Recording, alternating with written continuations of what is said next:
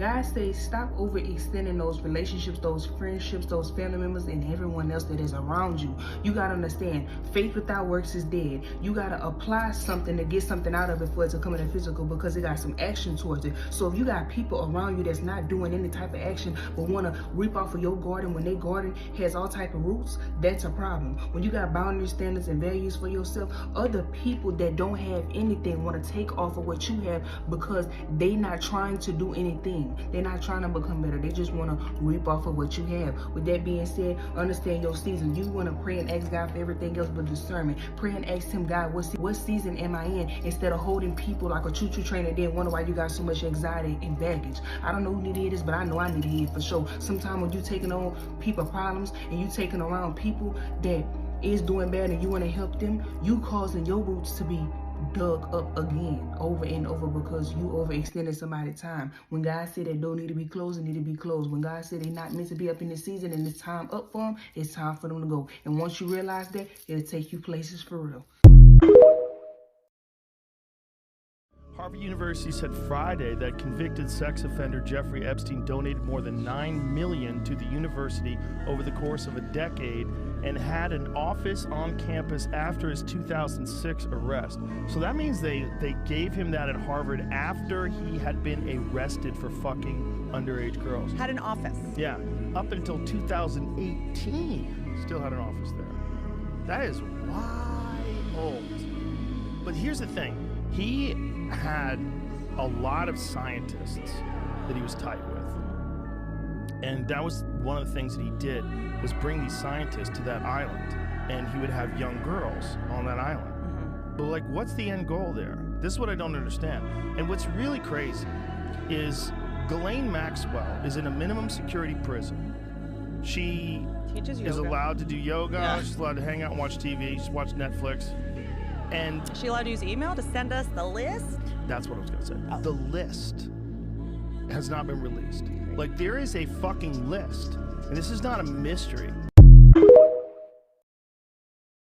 World's smartest kid thinks that CERN blew the world up in 2008. Maybe that fucking kid is right. Energy cannot be created nor destroyed, only transferred from form to form. But if there are an infinite number of universes, then there's 100% chance that this happened, at least maybe in another universe, maybe not ours. Then again, there's also an infinite chance that this is our universe. Joe Rogan and the world's smartest kids seem convinced that CERN is the epicenter of world-altering experiments. Maybe they're looking in the wrong direction. Like the true architects of reality-bending science are just toiling away, not in the spotlight of CERN, but in dark corners so secretive even their existence is a state secret. Quantum reality hacking, consciousness transference, time manipulation, experiments that don't just bend time, but fold it, altering the past through the present, or universal simulation control. Maybe they're manipulating the parameters of our simulated universe. Tell me what you think in the comments. Where's the real Pandora's box, CERN or secret shadow labs?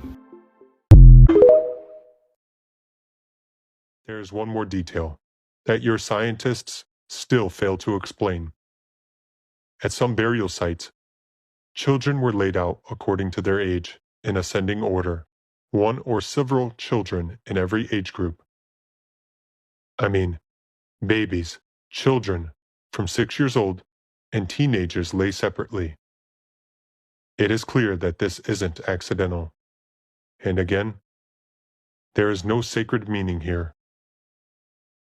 This is sorting. This was done so as not to mix and not to confuse the drugs, which one would work stronger and which one would be weaker. There is an analogy with present-day reality, right? In the same way, manufacturers of narcotic substances pack their products according to their quality and effects.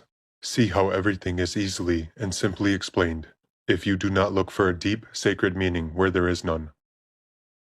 You persistently didn't even see what was nearly on the surface in front of you. When the remains of children's bodies were found right next to bread baking ovens, or at the sites of old wineries, you also tried to find some magical or ritual explanation to that. And no one ever wondered, what do children's corpses do in places where bread and wine were made? Listen to what this 5-year-old girl from Orange County, California, told her mother her father did to her. Daddy was heading the meeting, and he wore a real-life baby foot around his neck. She says they each drank the blood, and then they all hurt me. Said, how did they hurt you? She spread it was right here. And it gets worse. According to his family, this severely traumatized 10-year-old boy, also from Southern California, was allegedly molested by a trusted neighborhood minister as part of an ongoing satanic cult. Jimmy talks about having a gun held to his head, about being shown a skeleton, about having to touch the skeleton. He has drawn pictures of a child being sacrificed.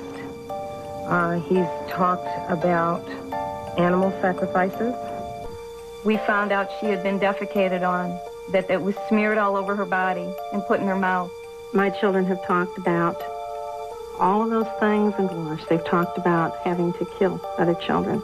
And she was made to take a gun and put it up to someone's head. It was another child, and pull the trigger. And to this day, I'll get in the middle of a story and I'll think, they're going to think I'm crazy. This sounds crazy. But when you begin to hear this same thing time and again, different stories, but the same horrible underlying things, the same behaviors in the kids, I just want to scream. I'm a stranger. I come up to you and you tell me this story and I say, I don't believe you. How do you react? What do you do? I just say, well, that's your right not to believe it. But someday, if you see something or you hear something from somebody else, just remember what you heard from me.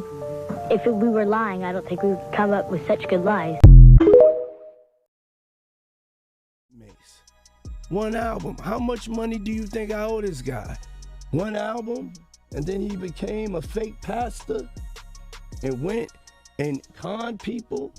So it looks like DMX had no cap at all at the end, but that's not all he said, because he also claimed that Diddy allegedly R-worded his artists. At the time, people took this to refer to the fact that Diddy was ripping off his artists and leaving them broke while he made millions off of them. But knowing what we know now about Mr. Diddy and the allegations that have been made against him in the past couple of weeks, fans are now saying that DMX meant what he said literally and not figuratively. Plus, DMX had a personal history with Diddy, so he allegedly knew firsthand what Diddy was really like. See, DMX wanted to be signed to Bad Boy Records, but Diddy wasn't feeling him because he thought that DMX's voice was too rough and he wasn't marketable. But the moment he heard that Def Jam was interested in signing DMX, he suddenly got desperate to sign him. According to reports, it wasn't until Def Jam laid their offer on the table to sign X that Diddy decided to take back his initial decision. He was like, I'll lace your pockets, I'll double what they gave you and lace your pockets. Luckily for DMX, he didn't take Diddy up on his offer and he signed to Def Jam instead, where he had a successful career until Diddy's BFF, Jay-Z, became the president of Def Jam and he tried to take DMX down.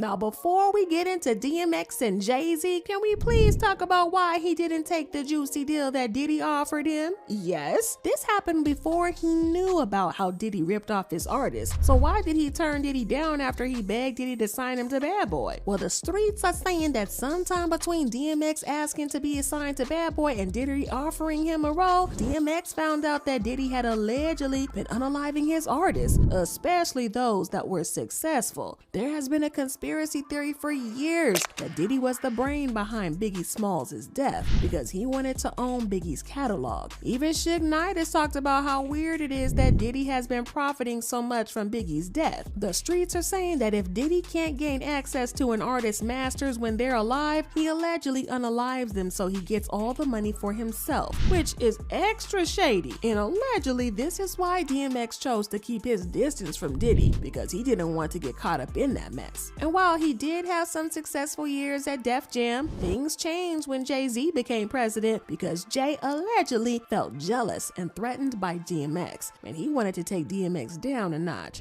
According to DMX, Jay-Z was obsessed with staying at the top at all times, and he never wanted anyone to be as big as he was. DMX even revealed in an old interview that Jay-Z deliberately messed with his 6th album because he felt threatened by DMX. You know, I go to do the 6th album, and you know, Jay-Z became president. Yeah. You know, when he first got the job, he hit me with the call like, yo, dog, inmates is running the building like, yo, you good?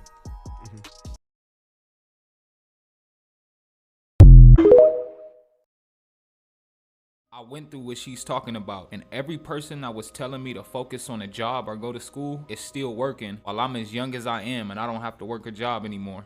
Don't become woke if you don't want to be constantly misunderstood. Like, I'm over here talking to my mom and I'm telling her, like, I'm not going back to school.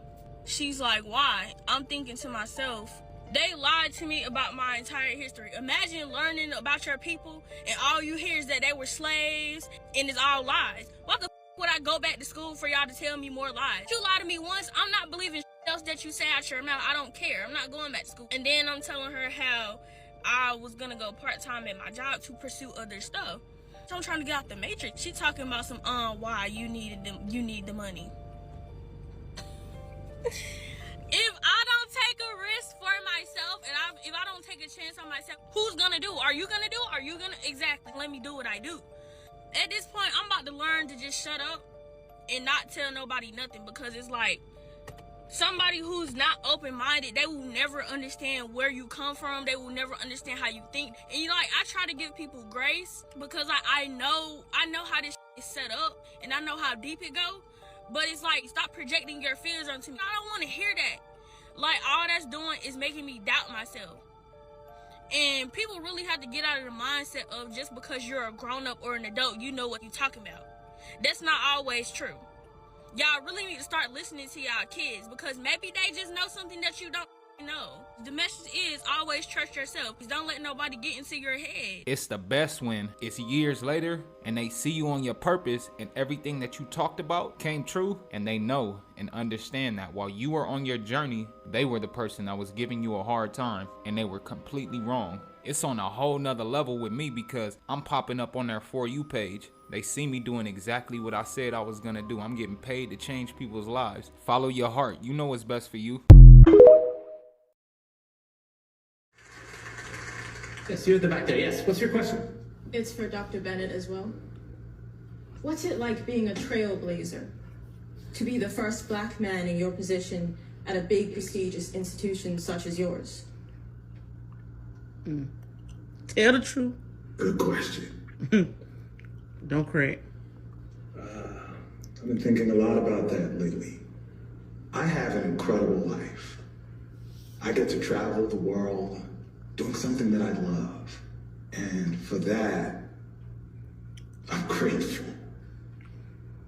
But there's more to this work than traveling and making appearances. The day-to-day can be traumatizing. Speak the truth. There's the truth. To be the only person in the room who looks like you, the only person forced to deal with the daily microaggressions that wear away at you. Stressful, man. And lonely. And exhausting. I'm tired of doing these panels, but I'm obligated to do them because I'm the only one who can. And for a long time, I've tended to be fine with it. Honestly, it makes me angry. And I'm learning to listen to that anger because it tells me that even though all of these people are smiling at me, something is very wrong here. Well, those were some very powerful He ain't done. Just sit down. That anger, you have to use it. Right? They don't know what to do. Use it.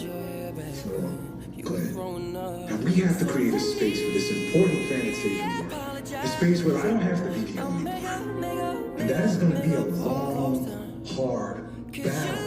Because these institutions, they don't want to share power with you. No. You'll have to fight for that. Boy, sit back. When the people running these institutions picture them as CEO, chairman, director, they are not imagining mindfulness. They imagine someone who looks like my colleague. We as people of color don't occupy their imagination the way they occupy ours. So we have to fight to fix broken systems. And this is certainly one of them. Boom! Yes, give him a clap. If I want this phone, I'll do it too. Let me clap on my leg. Yes! Yes, standing on, yes! Yes, speak your truth. Y'all need to be clapping too. Shoot. Oh, he mad. He's so mad. Oh, he gonna be mad.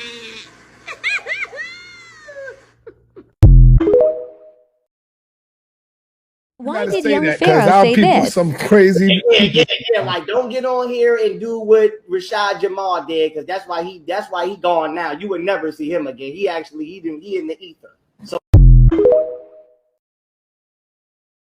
come on, man. Come on. Do we really gotta sit here and go through how we still do our culture, or can you see yourself in these paintings? So, pyramid. That you cannot mistake that for anything else but a pyramid. And it has everything. It's a pyramid. Don't argue with me. Have a good day.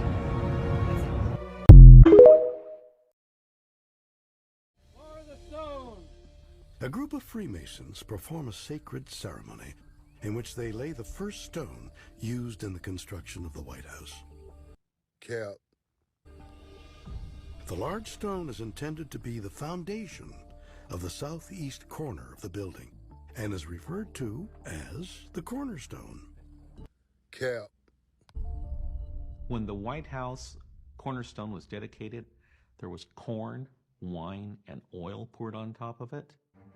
It's the corn of nourishment, the wine of refreshment, and the oil of joy. Cap, cap, cap. And that really expresses the hopes of the Masons involved for the success of not only that building, but what it represents, the system of government, and by extension, the nation. But curiously, the cornerstone of the White House has never been found. You know why it was never found? Because they didn't build it. The cornerstone was supposed to be in the southeast corner of the White House, and the ceremony was reported on, and then that cornerstone has never been seen since. It seems to have just kind of disappeared from history. So it leaves you the question, where is it? I'm going to tell you where it's at. In your imagination. We know the truth now. Callen, callen. Está pasando un avión a chorro y se le ve la sombra, loco. Nunca había visto esa weá. Y para allá para abajo también. Se le ve la sombra.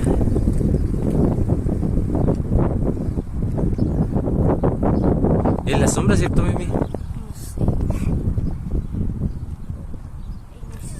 Hay mucho sol, pero se le ve la sombra.